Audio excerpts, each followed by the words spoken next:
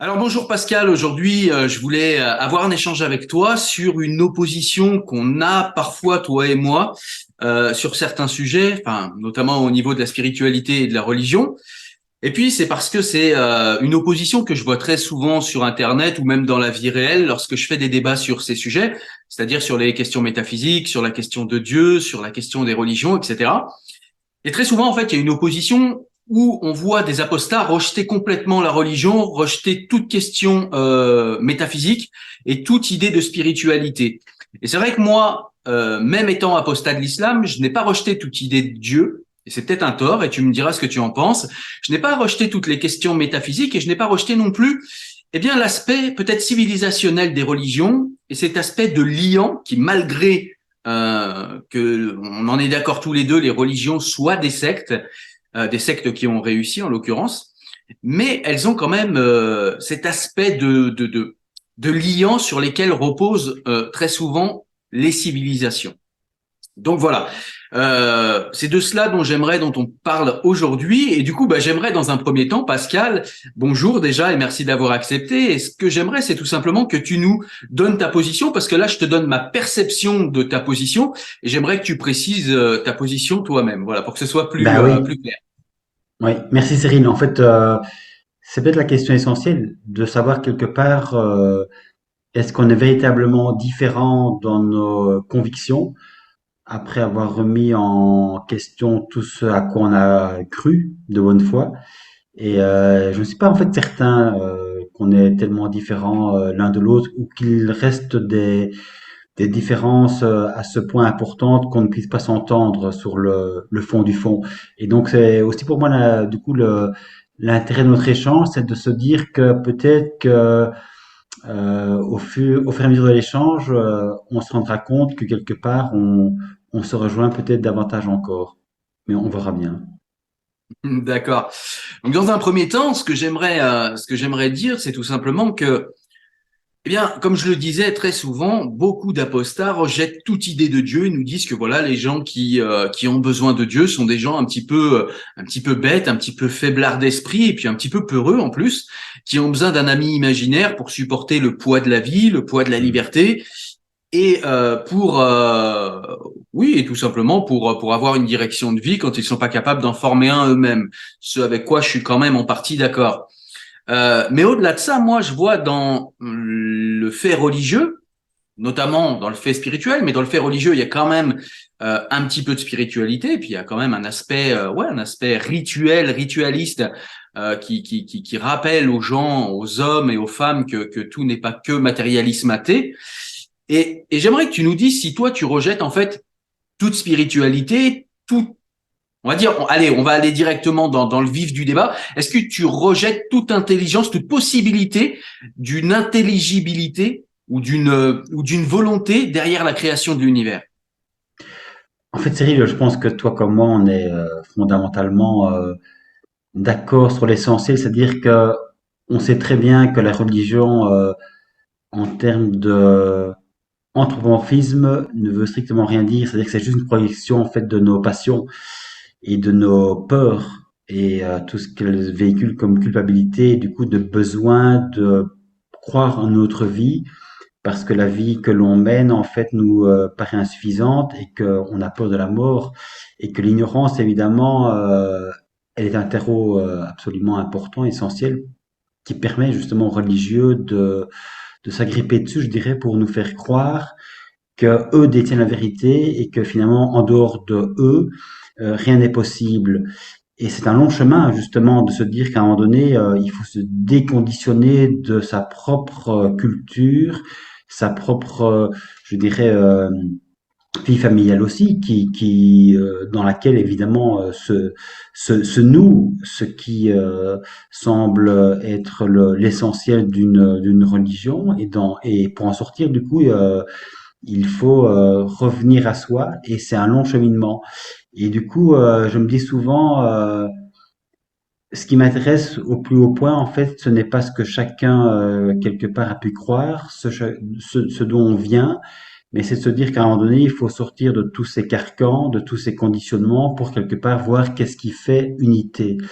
Et c'est un petit peu quelque part, tu l'as cité, ce que Voltaire disait, parce que j'en citerai quand même quelques-uns qui m'ont justement aidé sur ce chemin à me déconditionner aussi. Voltaire notamment dit ceci: plus l'être humain sera éclairé, plus il sera libre.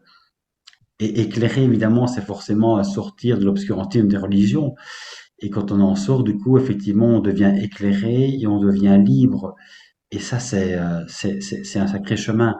Et alors après, du coup, pour à ta question, qu'est-ce qu'il en reste? C'est-à-dire que quand on a remis en cause tout ce qu'on pensait croire, tout ce qu'on pensait savoir, et en fait, se rendant compte qu'on ne savait rien, qu'est-ce qu'il reste après ça? Ben, moi, je pense que quelque part, il ne reste rien. C'est-à-dire qu'il ne reste que ce que ce qu'on a vécu soi, en fait. Et bien malin quelque part est celui qui sait ce qu'il y a après la vie. On a été tellement nombreux au cours des siècles, religieux en premier, à dire je vais vous dire ce qui reste après tout ce que vous pensez savoir, ce qui reste après la mort, qu'à un moment donné, il faut se dire moi-même, du fond d'où je pense, je ne sais rien en fait. Et j'accepte de ne rien savoir. Et ça, c'est vraiment pour moi un, c'est un trou quelque part. C'est se dire, je ne sais plus rien et j'accepte de plus savoir. Je comprends. Alors, il y a plusieurs choses qui sont très riches et très intéressantes dans tout ce que tu as dit.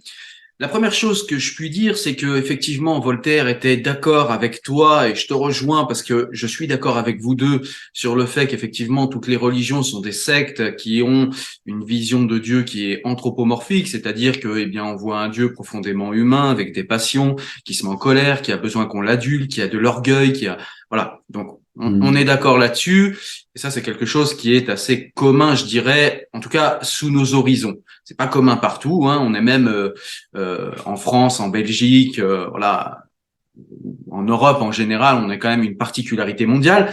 Mais en tout cas, sous nos horizons, c'est quand même quelque chose qui est assez consensuel et dont je suis moi aussi d'accord.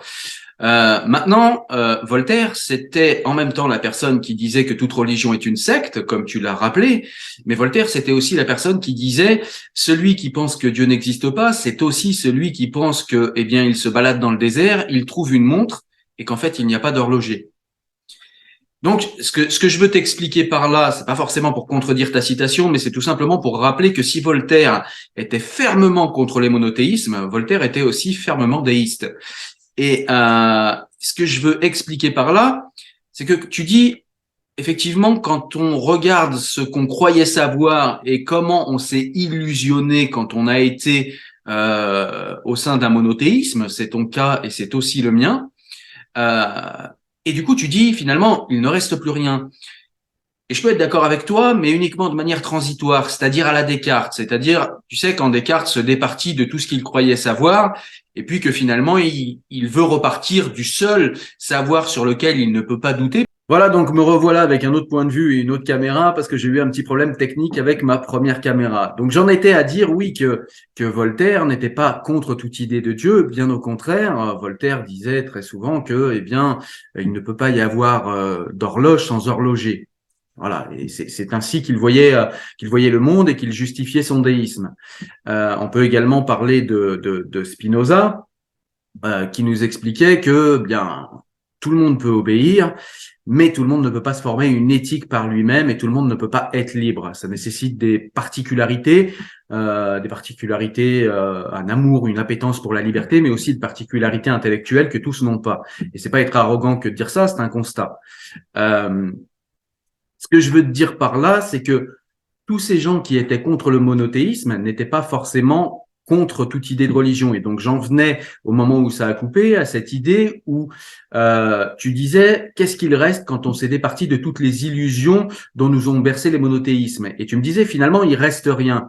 Et est-ce que ce rien, tu penses chez toi, c'est un rien à la manière de Descartes, c'est-à-dire c'est un rien transitoire, c'est-à-dire que Descartes s'est départi de tout ce qu'il savait Et puis, il est resté sur la seule et unique certitude qu'il pouvait former, c'est-à-dire je pense, donc je suis. C'est-à-dire que si je doute, si j'ai la capacité de douter, ça veut dire que je pense, et si je pense, eh bien, ça veut dire que je suis.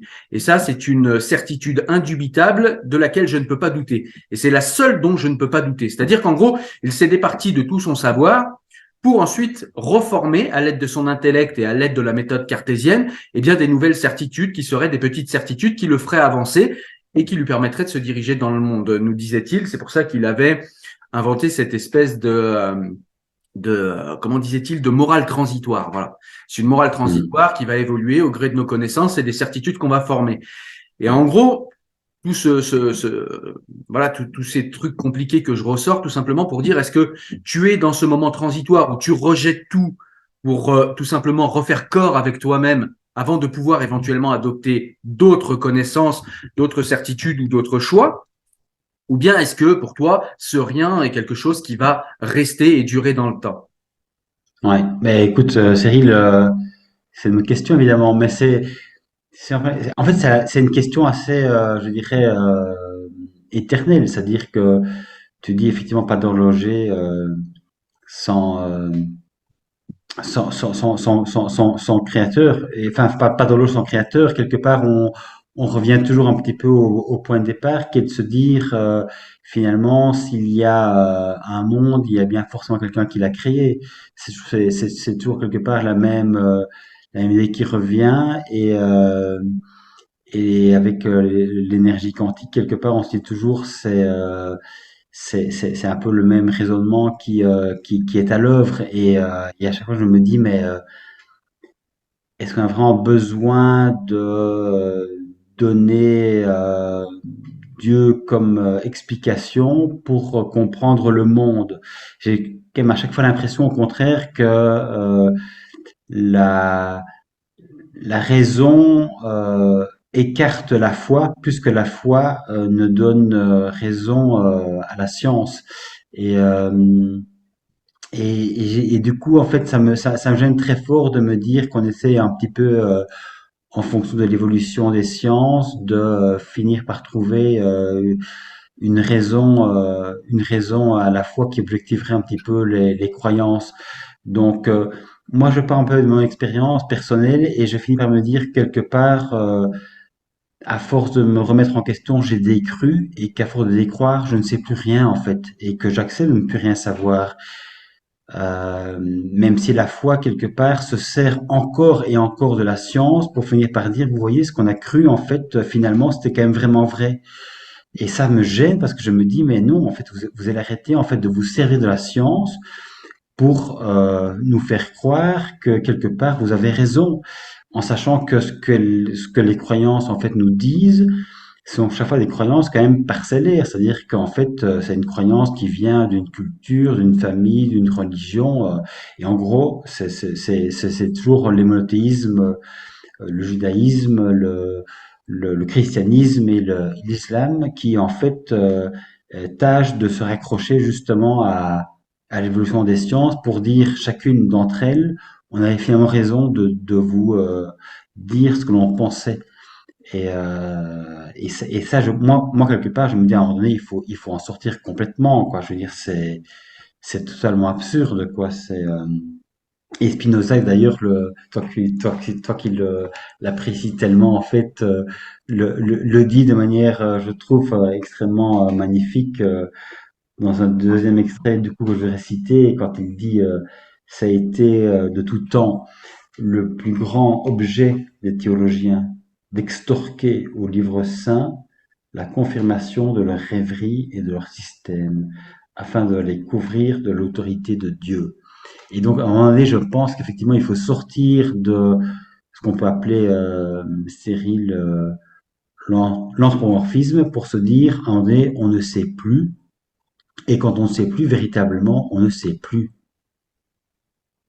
On cesse de savoir et on accepte de se dire,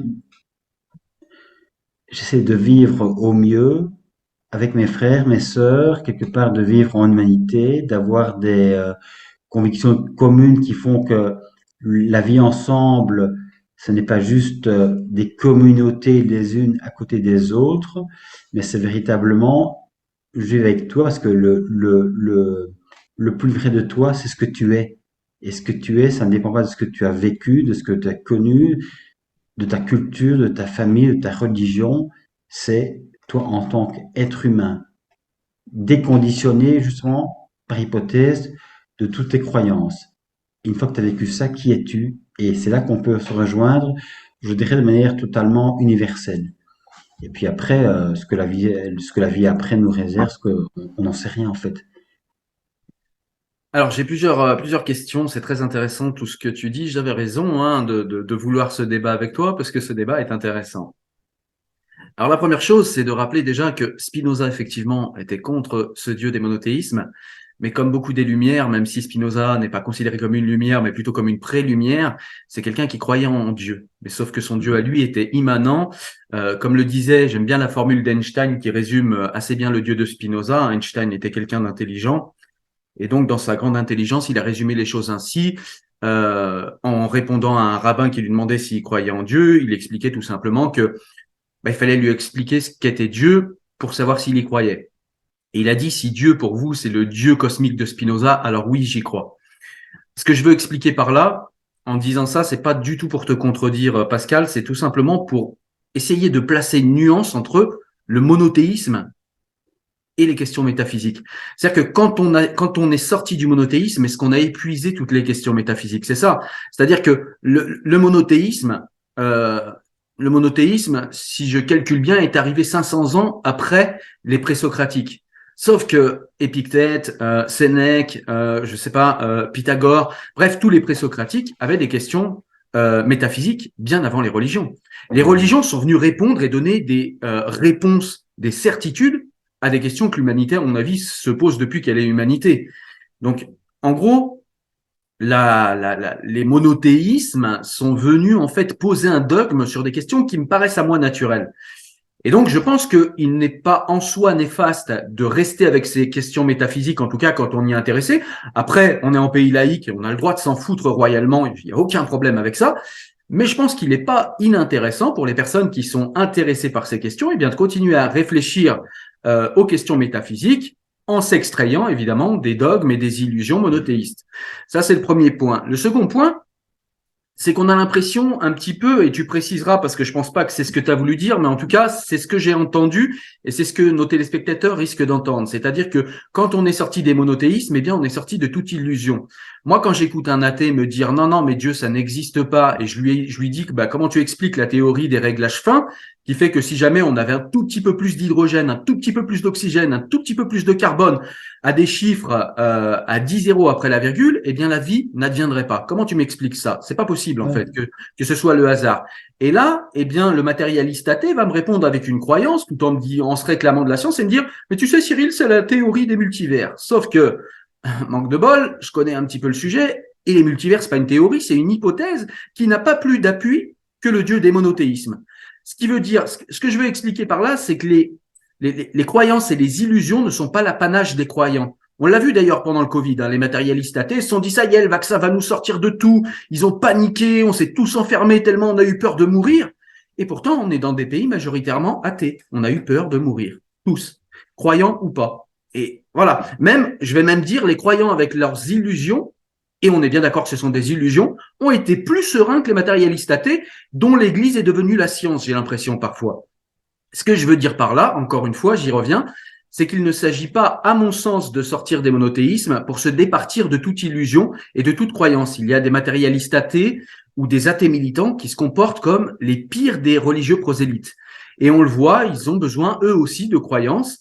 Et est-ce que justement répondre à des questions métaphysiques ou répondre à la question de Dieu, et là c'est pas du tout pour toi que je dis ça, parce que tu as précisé et tu as dit que tu préférais ne pas savoir, mais moi, comme dirait Elif Shafak, je vais reprendre ses mots, elle a une belle formule, elle dit moi, je me méfie des gens. En fait, non, elle dit, moi, je suis une personne qui doute et je me méfie des gens qui ont des certitudes, que ces certitudes soient religieuses ou athées. Et c'est un petit peu ça que j'essaye de dire, c'est que, voilà, il y a de la croyance et du dogme de partout. Et je pense que sortir des monothéismes n'est pas suffisant à se départir de toute illusion. on a un petit peu parfois en tant qu'apostat, et je l'ai fait, mais pas trop, parce que je suis sorti quand même de l'apostasie, enfin, je suis sorti de la religion et je suis devenu apostat par Spinoza, qui, malgré ce qu'en pensent certains penseurs, a une spiritualité très forte. Il passe quand même un chapitre complet dans l'éthique, qui est son œuvre majeure, à définir ce qu'est selon lui Dieu. Mais j'ai l'impression que ce mot Dieu, il est piégé aussi. D'ailleurs, Spinoza le dit, il utilise ce mot à dessein, mais il tente de le redéfinir. Il utilise ce mot pour que les gens comprennent de quoi il parle, mais en même temps, il le redéfinit. C'est-à-dire que pour lui, c'est un Dieu immanent, c'est un Dieu qui n'a pas de volonté, c'est un Dieu qui n'est pas humain, c'est un Dieu qui, voilà, c'est pas un Dieu qui arrive avec des plans, avec des machins. Voilà, c'est un Dieu plus immanent en fait, un Dieu qui voilà, comment s'appelle Einstein résumait bien la chose, le Dieu cosmique de l'univers. Et puis, je voulais aussi revenir à Einstein, qui était quelqu'un de très intéressé par les questions métaphysiques, et c'est pour ça que je l'ai beaucoup lu, je l'aime beaucoup sur ces points-là, parce que je suis moi-même intéressé par pas mal de questions métaphysiques.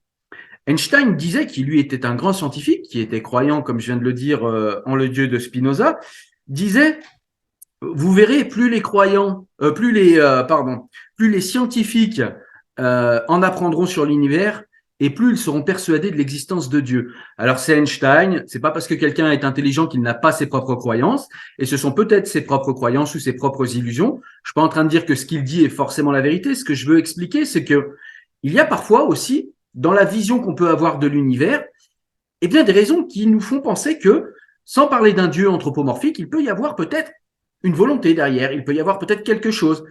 Et je vais en terminer là, et après je te laisserai développer ton avis, Pascal, parce que je suis très bavard. Mais vois-tu, quand on parle aujourd'hui de la création de l'univers, quand on dit, voilà, aujourd'hui la théorie qui fait consensus et qui est la plus probable quant à la création de l'univers, eh bien c'est le Big Bang. Et quand on parle du Big Bang et qu'on dit, bah, qu'est-ce qu'il y avait avant? Eh bien, comme tu le disais tout à l'heure, je pense que celui qui a le plus d'honnêteté est celui qui dit je ne sais pas. Sauf que très souvent, les matérialistes athées ne disent pas je ne sais pas, et les religieux ne disent pas non plus je ne sais pas. Donc, en soi, pour moi, ils se ressemblent. Il n'y a pas de religion que dans le monothéisme, il y a de la religion dans l'athéisme.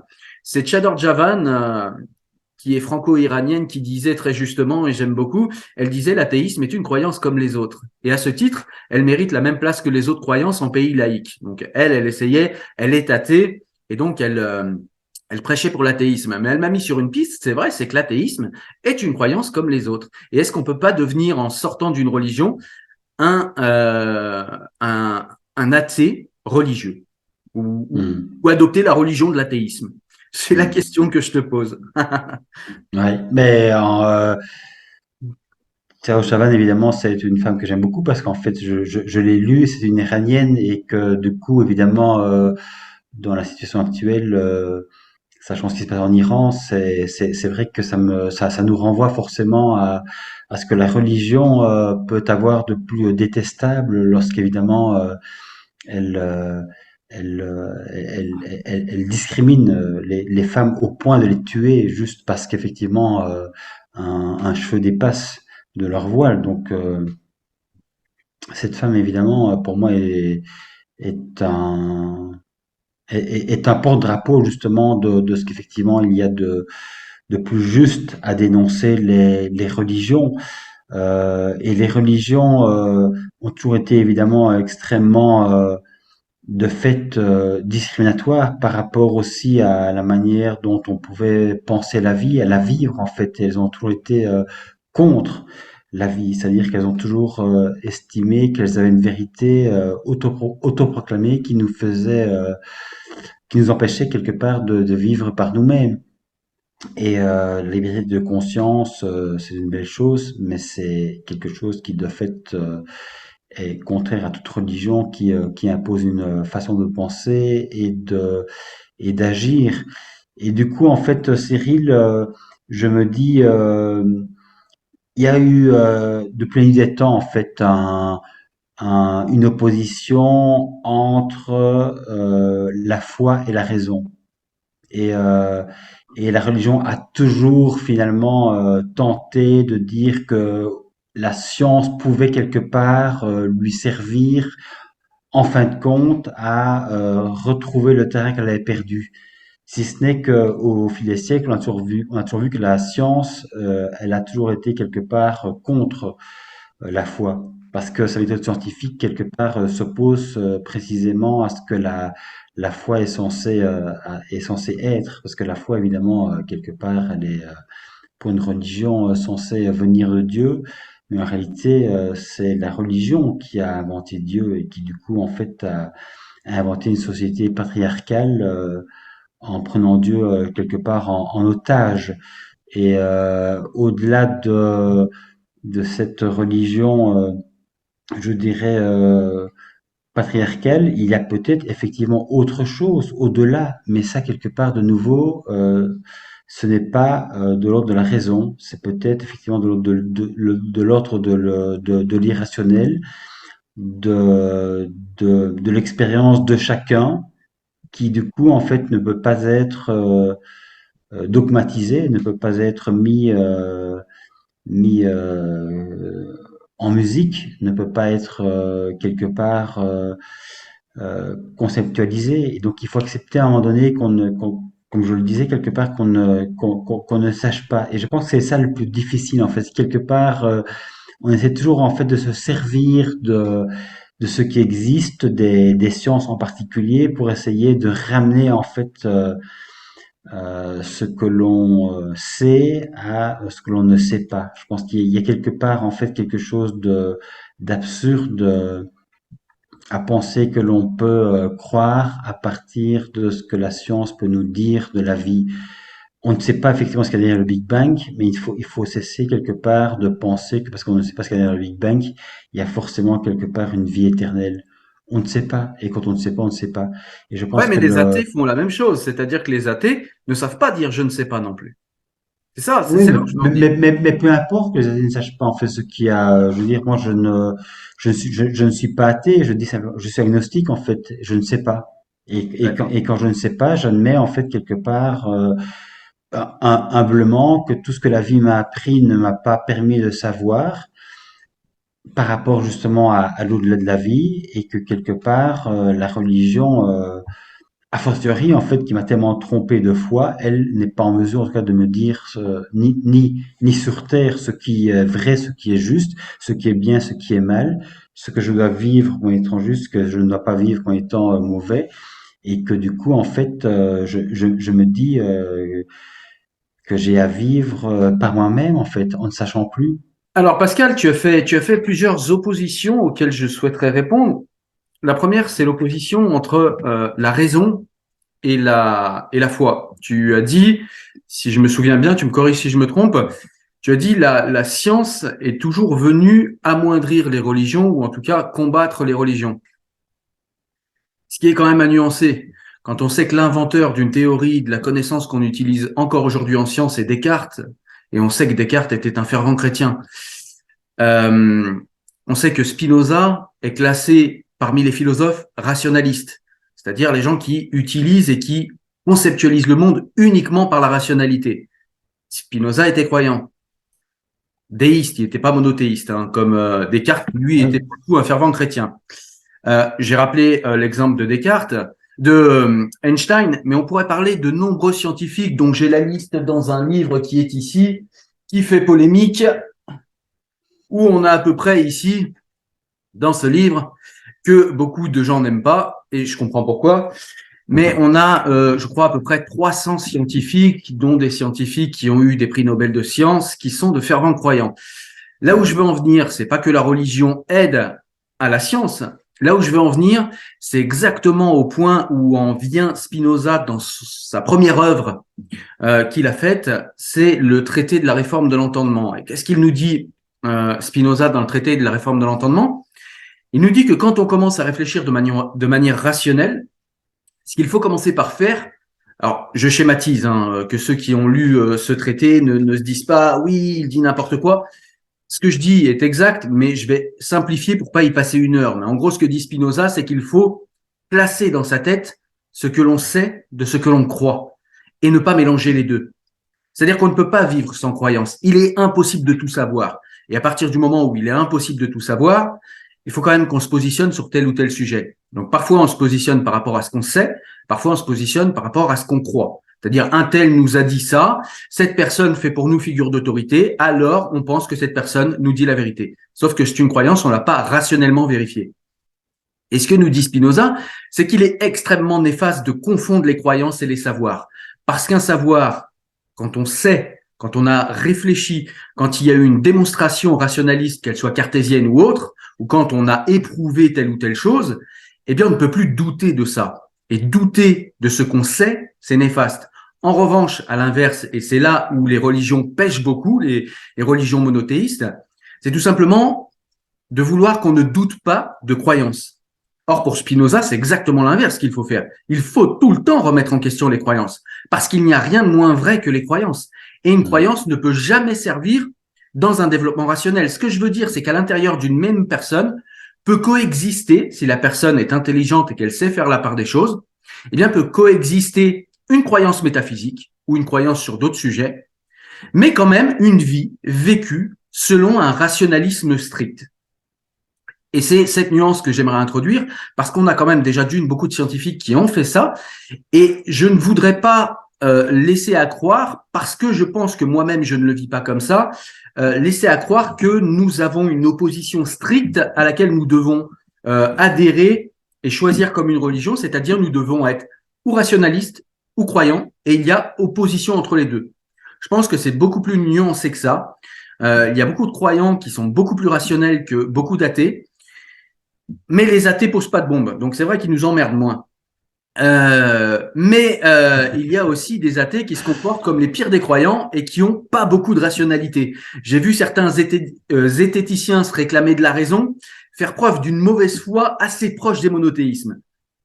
Donc voilà, simplement, je ne dis pas, je ne rejette pas ce que tu dis. C'est vrai que la science est venue mettre à terre, par exemple, comment dire, le géocentrisme catholique.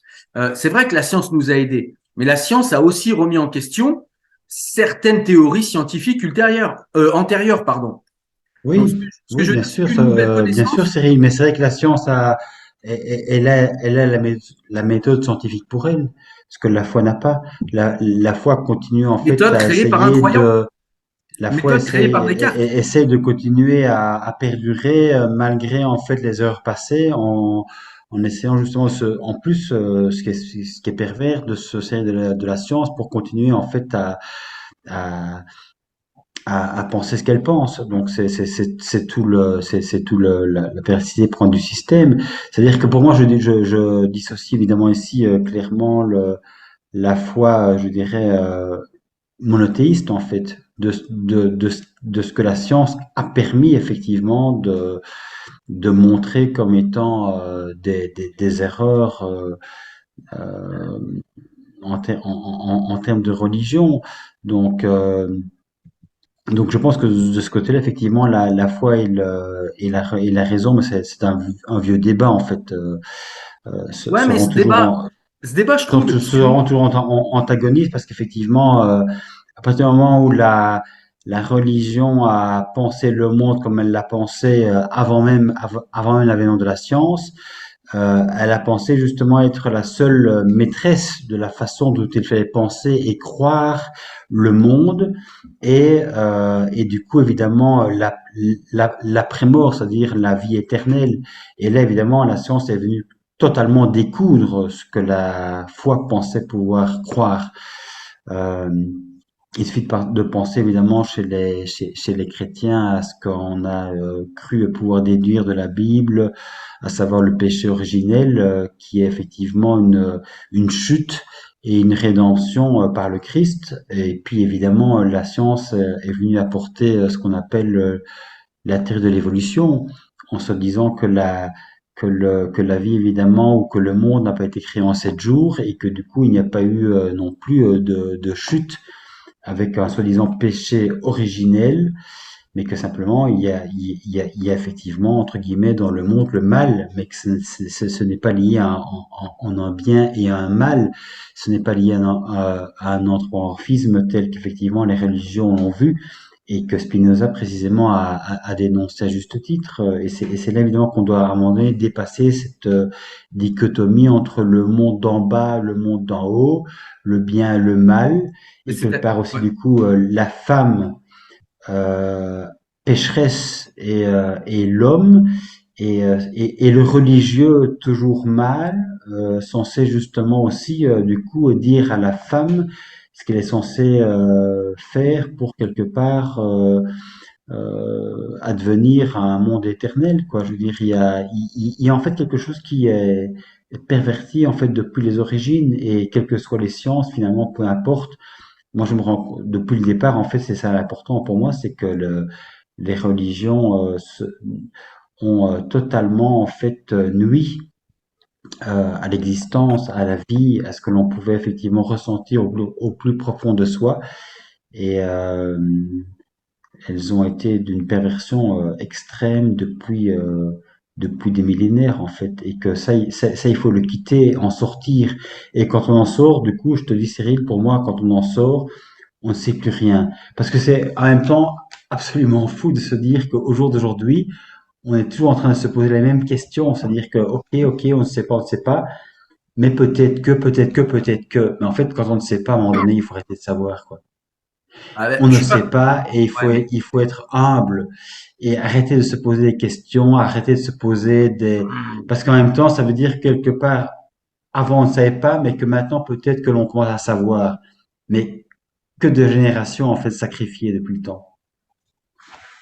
Je vais te répondre, il y a beaucoup de choses dans ce que tu as dit. Alors, tu fais vraiment une opposition, et je pense que là, c'est le cœur du débat. On arrive vraiment au cœur de ce qui est, à mon sens, opposé chez nous. Ça ne veut pas dire qu'il y a une opposition personnelle. Bien au contraire, tu resteras un ami, mais il y a une opposition au niveau des idées. À mon avis, tu charges un petit peu trop les religions monothéistes de choses. Elles n'ont fait, il faut se rappeler qu'une religion, très souvent, n'est qu'un syncrétisme de croyances plus anciennes. Il faut se rappeler que la première personne à avoir parlé de l'âme, c'était pas un monothéiste, c'était Platon. C'était Platon qui pensait qu'il y avait un paradis, qu'il y avait un Ouais, Hadès ouais. et qu'il y avait. Donc, quand on sait que les musulmans et quand on sait que les juifs et quand on sait que les chrétiens plus tard ont été imbibés de cette culture grecque, on conviendra assez rapidement que, eh bien, ils ont pu reprendre le platonicisme à leur compte. Ça, c'est le premier point. Le second point, il faut se rappeler que le patriarcat, c'est quelque chose qui a des racines beaucoup plus anciennes. J'enjoins chacun à aller vérifier et à se rappeler que les Grecs, les femmes grecques, n'avaient pas le droit de vote. Elles étaient honnies de toute citoyenneté et elles étaient voilées. On l'oublie, elles étaient voilées. Et on oublie aussi que les femmes étaient voilées bien avant ça. Comment dire, on a des traces du voile. On peut remonter jusqu'à Sumer. Donc oui, les religions monothéistes ont pris des croyances anciennes, elles ont pris du bon, mais elles ont pris aussi du moins bon, et elles ont pris du très néfaste. Leur problème, c'est qu'elles se comportent comme un système totalitaire. Elle se comporte comme le communisme, j'allais dire, et ça m'offre une belle transition pour rappeler que les religions monothéistes n'ont pas été les seules à être dogmatiques. Je rappelle que le nazisme était une idéologie sans Dieu. Et d'ailleurs, toute personne, tout scientifique, et c'est d'ailleurs pour ça qu'Einstein est vite parti, parce que toute personne qui croyait en Dieu et qui était sous régime nazi, eh bien, était envoyée en camp de concentration. Il faut se rappeler qu'en régime communiste, qui était des matérialistes athées, et qui disaient pour appuyer leur matérialisme athée, ils s'appuyaient sur la croyance que la matière serait immortelle. Grâce à la science aujourd'hui, on sait que, à la lumière de la deuxième loi de la thermodynamique, on sait aujourd'hui que la matière se dégrade. Toute matière se dégrade, qu'elle soit biologique, que ce soit une matière inerte, toute matière se dégrade. Et il faut se rappeler que quand on était sous régime communiste, si on était un scientifique qui émettions l'hypothèse d'une intelligence supranaturelle, ou suprahumaine, eh bien on finissait au goulag où on se faisait tuer. Encore une fois, j'y reviens. L'opposition, selon moi, elle n'est pas entre les religieux. Alors, en fait, quand je parle de religieux, je ne parle pas de la structure en tant que telle, la structure organisée que je rejette comme une secte.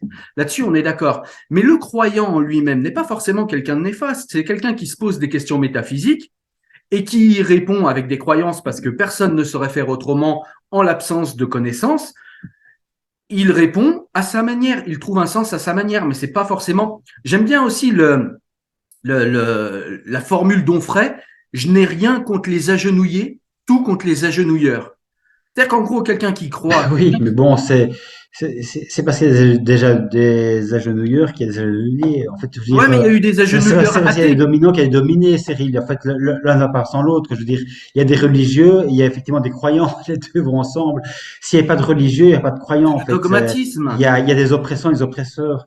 C'est le dogmatisme. C'est, C'est le on peut pas dogmatisme, dissocier les ça. deux, en fait. C'est pas La- forcément. la- Je vais juste finir mon propos. Tu disais, tu posais une opposition également par rapport au fait que la science, en fait, aurait sorti l'humanité de l'obscurantisme. Pareil, c'est à nuancer. Effectivement, la science a aidé, mais c'est très connu chez nous en France que ce sont les Lumières qui ont sorti l'humanité de l'obscurité. Or, les Lumières, il y avait très peu de scientifiques. La plupart étaient simplement des philosophes qui faisaient usage de la raison et des gens qui n'étaient pas dogmatiques, c'est-à-dire des gens qui croyaient en Dieu. Très souvent, ils étaient déistes, sauf quelques athées, mais très Mhm. souvent, ils étaient déistes, mais des déistes non dogmatiques, des gens qui étaient capables de dire sur telle ou telle question, bah, j'ai telle ou telle idée, moi je pense que c'est comme ça, mais je ne l'impose pas, et c'est une croyance, je n'en suis pas sûr. C'est des gens qui nous ont appris à raisonner. Donc c'est pas forcément non plus toujours la science qui nous a sorti du dogmatisme. On voit aussi que c'est surtout le dogmatisme le problème, parce qu'on voit que le dogmatisme athée, si on se rappelle de combien il y a eu de morts sous les mains de Mao, si on se rappelle de combien il y a eu de morts sous les mains de Staline et de Lénine, si on se rappelle de combien il y a eu de morts sous les mains de Hitler, on est sous des régimes totalement matérialistes athées et assumés et revendiqués. Et pourtant, ces gens-là ont fait de nombreux morts et ils ont été dans un Oui, oui, oui. totalitarisme au moins aussi important que les monothéismes. Donc, ce que je veux Bien sûr, dire par là, c'est que on parle de la même chose. Ouais. c'est une structure mentale dogmatique qui est plus à Oui, bien combattre sûr, bien sûr, plutôt bien que sûr, bien sûr. plutôt que le monothéisme en tant que monothéisme, à mon sens en tout cas, en tant que croyance. Non, mais c'est Voilà. surtout la connaissance de soi et quelque part, qu'est-ce que l'on sait en fait à partir de sa propre expérience quelque part. Je pense que l'universel en fait se construit à partir de ce que chaque être individuellement est capable effectivement de voir à partir de lui-même, c'est-à-dire en dehors du conditionnement qui a été le sien depuis sa naissance. C'est-à-dire que chacun quelque part croit ce qu'il croit, non pas parce qu'en fait c'est une vérité, je dirais universelle, mais justement parce que c'est en fait une vérité particulière qui est liée juste à sa culture, à sa famille, à sa société, à sa religion.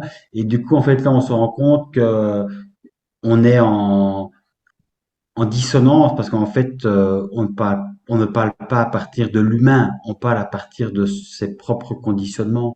Et la vie, en fait, elle consiste, et je dirais de manière fondamentale et essentielle, elle consiste à se rendre compte que ce qu'on avait cru comme une vérité essentielle parce que c'était un donné, un présupposé, on se rend compte que petit à petit, en fait, ce présupposé, ce n'est jamais que ce qui nous a été en fait inculqué et que du coup, quand on en sort, on se dit, ben oui, effectivement, de fait, je pensais savoir, je pensais connaître, je pensais avoir une vérité et cette vérité, elle était totalement relative.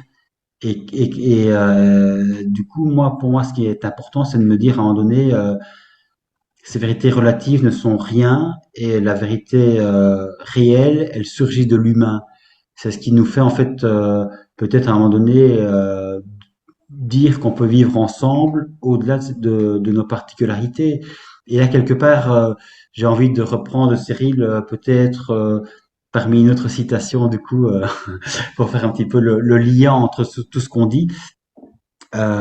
J'adore en fait les personnes qui ont été quelque part extrêmement euh, prises dans leur propre carcan parce que de fait c'est tout ce qu'elles connaissaient et qui en fait au fur et à mesure de leur propre vie sont sorties de là pour justement rejoindre l'universel. Et je pense notamment à Krishnamurti qui était en fait indien. C'était surtout un très grand relativiste. Ouf, là c'est violent. Bah, relativiste, je pense il était présupposé être justement un gourou, comme tant de gourous dans nos religions monothéistes, et qui quelque part justement à un moment donné, attendez les gars, j'ai pas du tout envie d'être un gourou, j'ai envie de vous dire à tous les membres, tous les adeptes qui avaient envie de me suivre à un moment donné, surtout pensez par vous-même, et je n'ai pas du tout l'intention de vous dire ce que vous devez croire, et j'ai pas du tout l'intention de créer une nouvelle secte parmi toutes celles qui existent déjà. Et donc du coup, en fait, il affirme ceci et te rendira peut-être effectivement par rapport à ce que tu viens de dire, mais il affirme pour moi quelque chose qui est absolument essentiel, qui peut parler à chacun. J'affirme que la vérité est un pays sans chemin et Ouais. qu'aucune route, aucune religion, aucune secte ne permet de l'atteindre. Voilà, en quelques mots. Ouais. Alors moi, ouais, j'ai du mal avec ça parce que ça mène au relativisme philosophique et du coup au nihilisme. C'est-à-dire que si tout est relatif, eh bien plus rien n'est vrai. Et si plus rien n'est vrai, la vérité n'existe pas et chacun reste dans son coin avec une vérité relative. Et donc c'est le meilleur moyen de donner toutes les cartes aux croyants. Donc Mais moi, c'est quoi la vérité, du coup, Cyril? C'est quoi la vérité? C'est ça le truc. il n'y en a pas de vérité. Ben Euh, voilà, les c'est ce que vérités, dit en fait Krishnamurti. Il n'y a pas de vérité. Donc chacun fait de vos il n'y a vérités à pas, partir de non, votre vécu. il n'y a pas la vérité avec un grand V. Cependant, Non? il y a des vérités qu'on peut former à l'aide du rationalisme et à l'aide de l'expérience. C'est tout le propos de Descartes dans la critique de la raison pure, par exemple, qui explique qu'on peut arriver à des vérités universelles par la rationalité tout en tenant compte de l'induction. À l'époque, l'induction, ça voulait dire l'essence, en fait. Et il nous explique même qu'on est incapable d'organiser dans notre tête nos perceptions si on n'a pas d'entendement. Donc, on a besoin de la rationalité, de l'entendement, mais également des sens, pour arriver à des vérités qui sont universelles. Et voilà, les vérités universelles, aujourd'hui, l'eau, eh bien, c'est H2O pour absolument n'importe qui que vous soyez. Cette vérité est universelle. Ouais. Si je vous fais sauter d'un immeuble de 32 étages, eh bien, vous ne saurez pas voler, vous allez descendre. C'est une vérité Ouais. universelle grâce à la loi de la gravité. Tout ça, c'est la science qui l'a trouvé, et donc il y a quand même des vérités et des certitudes qu'on peut Oui, former oui. à l'aide de Très la rationnel, rationalité. justement. Voilà, mais c'est important de le rappeler. Et puis, c'est important de se dire que tout n'est pas relatif, parce que justement, les religieux adorent quand on dit que tout est relatif. Si tout est relatif, laissez-nous croire ce qu'on a envie de croire, laissez-nous prendre toutes les personnes qui sont perdues et un peu esselées et apeurées, et puis on va leur faire croire à notre vérité relative. Non, la vérité n'est pas relative, elle est universelle. En revanche, les croyances sont relatives. C'est pour ça qu'il faut bien faire, comme le dit Spinoza, à mon avis, une scission claire entre ce qui est du domaine de la croyance et ce qui est du domaine du savoir, ce qui permet de se rappeler que toute croyance est relative et que tout savoir est universel. Après, on peut questionner, critiquer une croyance, critiquer un savoir, réfuter éventuellement, si on en a les compétences intellectuelles ou scientifiques, réfuter un savoir, mais le savoir n'est pas relatif. C'est justement ce que nous ont apporté les gens comme Descartes, Oui. qui cherchaient, nous disait Descartes, en philosophie, des vérités aussi universelles et aussi indubitables que dans les mathématiques et surtout l'algèbre. Donc voilà, c'est ça la vérité. Et moi, à Oui, mon mais sens, Cyril, Krishnamurti n'est pas autre chose, hein. ben, Que Krishnamurti, Spinoza. moi, quand je le lis, c'est quelqu'un qui Je dit, pense, exactement sur les mêmes longueurs d'onde. C'est-à-dire qu'en fait, ils sont sortis des religions et justement des relativismes des religions. ouais, Donc, mais Krishnamurti, c'est quelqu'un qui ne croit absolument pas en quelque vérité que ce soit. Or, moi, je ne suis pas du tout là-dedans. Je crois en certaines vérités, en les vérités qui sont démontrées, notamment par les théories de la connaissance qu'on a aujourd'hui, les théories des connaissances. Tout dépend du champ scientifique dans lequel on s'exprime. Mais il y a des vérités. Pour moi, véritablement, le péché d'orgueil et le péché de dogmatisme et le péché qui fait en sorte que des hommes, par la domination, imposent à d'autres hommes, c'est d'un côté l'ignorance des uns et de l'autre côté des gens qui confondent croyance et savoir et qui veulent imposer, en fait, qui veulent imposer leurs croyances au reste du monde. Et ouais, ça, mais Krishnamurti dit en fait que chacun est son propre maître, hein, donc il n'impose absolument, il n'impose rien. S'il avait imposé, justement, il aurait été le gourou, il aurait non, imposé non, effectivement ses convictions. il Il impose a dit rien. chacun est libre de penser ce Non, qu'il non, pense il, et de vivre effectivement en fonction de ce qu'il est en train de vivre comme expérience. Non, non, il n'impose Euh, rien, il relativise tout. C'est ça mon problème avec lui. C'est pas qu'il impose, c'est qu'il relativise absolument tout. C'est-à-dire que pour lui, comme bah, dirait le philosophe Miguel Benassayag, ce sont des philosophes qui, pour eux, tout est relatif. Si pour eux, tout est relatif, le fait de dire tout est relatif est déjà en soi une proposition absolue. Mais en plus, si tout est relatif, saute par la fenêtre, mon gars, et tu verras que tout n'est pas relatif. Il y a des choses qui sont non, mais véritablement ça, il dit absolues. pas. Non, il dit pas ça. Je pense qu'il y a un problème effectivement de Non, en fait, il est compréhension dans le de la déconditionnement philosophie du de mental. Spinoza, Il nous dit qu'il faut se de Krishnamurti. déconditionner du mental, que tout ce qu'on apprend par les connaissances, tout ça est relatif, tout ça n'est pas vrai. Bref, peu importe. Peut-être que je le connais mal, peut-être que tu as raison. C'est pas sur lui que je voudrais, mais en tout cas, je voudrais vraiment alerter sur le fait qu'il faut pas non plus sombrer dans le relativisme où rien ne serait accessible à nos connaissances et que on ne pourrait rien Non, non, savoir. bien Non, sûr. il y a des vérités qui sont universelles. Quelqu'un qui est un esclave n'est jamais heureux. Ça, c'est universel. Donc, je veux dire, qu'on mutile quelqu'un, il souffrira, qu'on le mutile mentalement. Je voulais juste finir vite fait avant de te laisser la parole sur le conditionnement religieux dont tu nous parles, pardon. Et tu as raison, et c'était la raison pour laquelle tout à l'heure je t'emmenais sur Descartes. C'est-à-dire que tu parles du conditionnement religieux et tu as raison, mais ça tu pourrais l'appliquer à absolument tout. Ce que tu manges, si mes enfants sont végétariens, c'est parce que je le suis. Peut-être plus tard remettront-ils eux-mêmes tout ça en question, mais pour l'instant, s'ils sont végétariens, c'est parce que je le suis. Si mes enfants parlent français, c'est parce que je parle français. Sinon, ils Mhm. parleraient allemand. Etc., etc. Donc, en fait, tout est conditionnement, et c'est exactement là où en venait Descartes, c'est qu'il disait, un jour dans sa vie, il faut tout déconstruire, absolument tout, pour tout reconstruire à la lumière de la rationalité et avec méthode. Voilà, donc c'est un peu ça, c'est ce que je te disais, c'est-à-dire que on peut entrer dans un hyper, comment dirait Descartes, dans une hyper critique, une critique hyperbolique, nous dirait-il, mais avec méthode. Faut pas critiquer comme les sceptiques pour critiquer et pour dire que rien n'est vrai, parce que là c'est pareil. Après on sombre dans la paranoïa, voire dans le nihilisme. Ce que je veux expliquer par là, c'est que le fait de tout remettre en question, c'est quelque chose qui est transitoire. Ensuite, on se forge nous-mêmes à l'aide de notre intellect, de notre entendement, de nos connaissances, de l'instruction qu'on s'est donnée à soi-même. On forme quand même des vérités qui, voilà, si aujourd'hui je te dis la Terre est ronde, ni toi ni moi on l'a vérifié. Pourtant, on sait que la Terre est ronde. Tu vois ce que je veux dire? Donc, il y a des choses comme ça qu'on se forge par nous-mêmes et véritablement, j'y reviens. Ceux qui nous écoutent, ou peut-être toi, Pascal, vous allez dire que je radote, mais c'est parce que pour moi, c'est là qu'est la véritable opposition.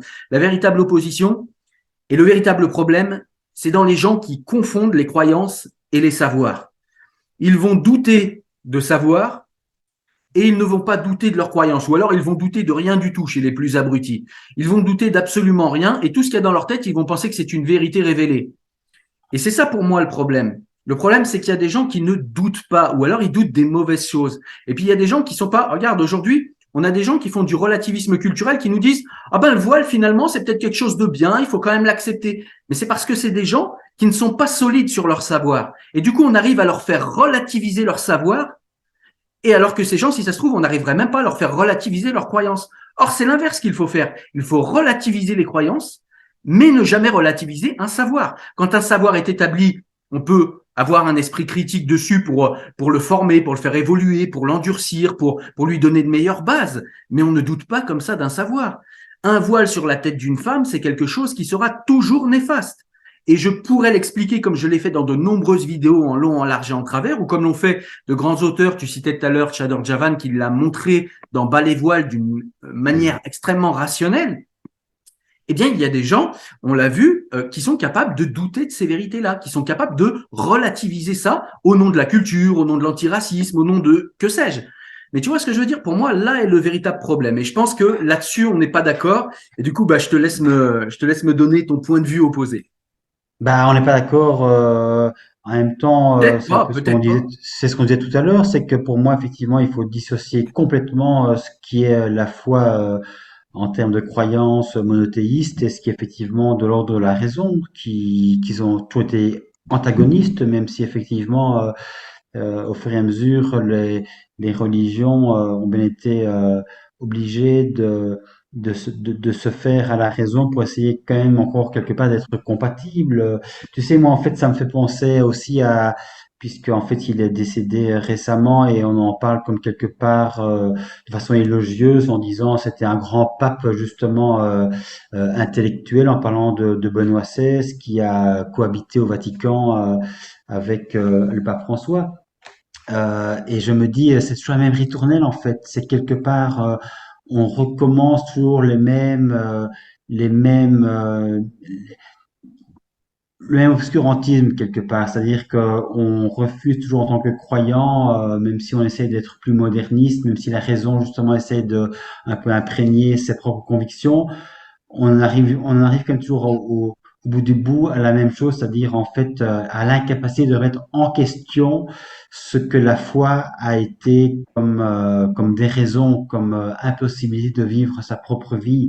Et justement, déjà Ratzinger, futur Benoît XVI, en fait disait ceci. Et ça, pour moi, c'est viscéral à toute religion, pas simplement évidemment à la religion catholique. Il disait notamment ceci: opposer un magistère à l'Église au magistère à l'Église, un magistère suprême de la conscience, c'est admettre le principe du libre arbitre, du libre examen, incompatible avec l'économie de la révélation et sa transmission dans l'Église comme une conception correcte de la fonction du théologien. Et je pense que là, en fait, on est toujours effectivement à ce dilemme, à cette impossibilité de concilier les contraires, à savoir ce que la religion, en fait, veut imposer et ce que la raison raisonnante tente de remettre en question justement par rapport à cette opposition. Et donc, on arrive toujours à l'impossibilité en fait de vivre sa vie si effectivement on continue à croire dans une religion quelle qu'elle soit.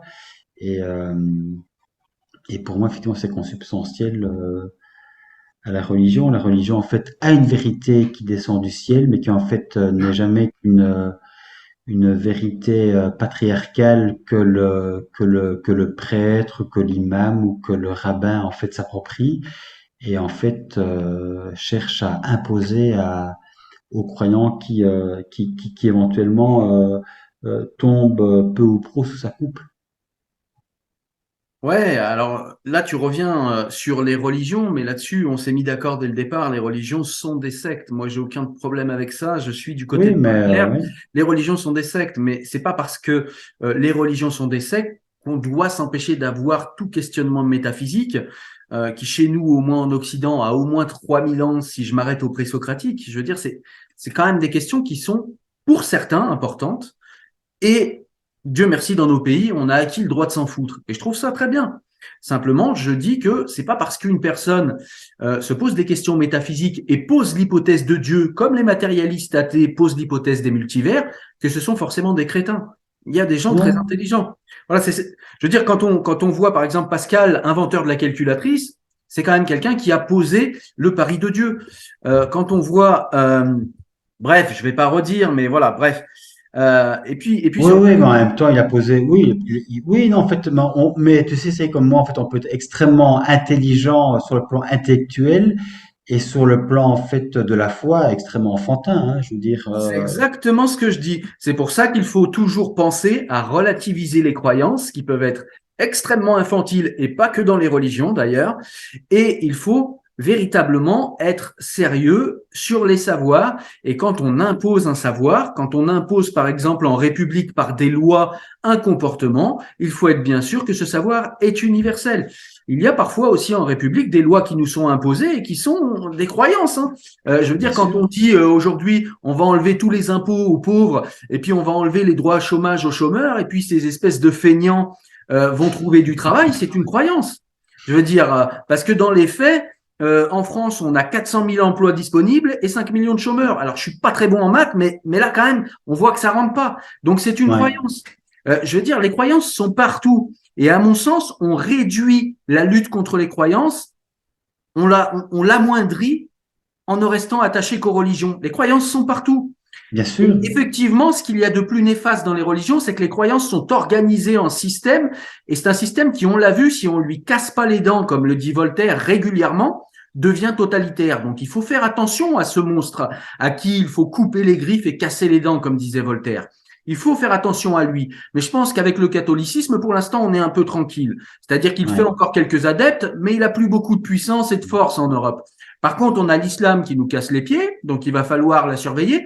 Et on a aussi quelques matérialistes athées et quelques politiques qui, avec des éléments de langage, arrivent à nous faire croire que les chômeurs sont tous des feignants, que les patrons sont tous des gens bien qui les pauvres distribuent tant qu'ils peuvent, mais bon, ils ont besoin de 8 piscines et de 5 villas. Voilà. Vois-tu, les croyances pour moi sont partout et véritablement c'est là qu'est pour moi, à mon sens, le problème, il est dans les gens qui, j'y reviens encore une fois, mélangent dans leur tête ce qui est du domaine de la croyance et ce qui est du domaine de la démonstration sérieuse et qui est donc une vérité universelle et donc universalisable et donc potentiellement imposable avec bonne raison. C'est-à-dire quand on dit que la démocratie, c'est le meilleur des systèmes qui existent, je veux dire, on l'a expérimenté, on le voit, c'est vrai, c'est le meilleur système qui existe. Hmm. C'est pas le plus parfait, enfin, il n'est pas parfait, il n'y a aucun système parfait, mais c'est le meilleur. C'est le meilleur. Donc voilà, voilà où j'en finirai en tout cas pour moi, et puis je te laisse peut-être faire quelques phrases de conclusion. En tout cas, pour moi, véritablement, mon problème n'est pas forcément avec les religieux, bien que pour moi, je le répète et je n'en ai pas honte, les religions sont des sectes, et c'est ce que je pense. En revanche, je n'ai aucun problème avec les gens qui ont des croyances religieuses, avec le fait de pouvoir raisonner avec eux et de les prendre pour des gens intelligents, parce que je sais que nombreux le sont. Mais simplement, il ne faut, selon moi, pas confondre ce qui est du domaine de la croyance et ce qui est du domaine du savoir ou de la connaissance. Voilà. Ouais. Mais écoute, en tout cas, Cyril, je te remercie pour cet échange. Et je te dirais en fait que quelque part, je pense que foncièrement, on est d'accord. C'est-à-dire que tu es spinoziste et du coup, en fait, la raison pour toi, effectivement, est centrale. Et je pense que, comme Spinoza, effectivement, les religieux sont porteurs d'une religion et qu'en tant que tels, quelque part, ils ont une responsabilité aussi et que Ça, la on est d'accord. propagation de leurs croyances, ce n'est pas innocent, ça a un impact, ça influence et que de ce fait-là, effectivement, s'il n'y avait pas de religieux, il n'y aurait pas de religion et que pour moi, on peut pas faire en fait l'impasse de l'un et de l'autre et que du coup, un, un, un- un religieux, j'ai quelque part envie de dire, entre guillemets, sans prendre à partie la personne elle-même, un religieux, quelque part, aussi néfaste que la religion qu'il porte, à savoir effectivement qu'il continue à colporter des chimères. Eh bien, écoute, ce sera la conclusion de cet échange entre nous. Merci beaucoup, Pascal. Je te dis à très Je te bientôt. remercie. Au À revoir. Ciao. bientôt. Ciao, ciao. Salut.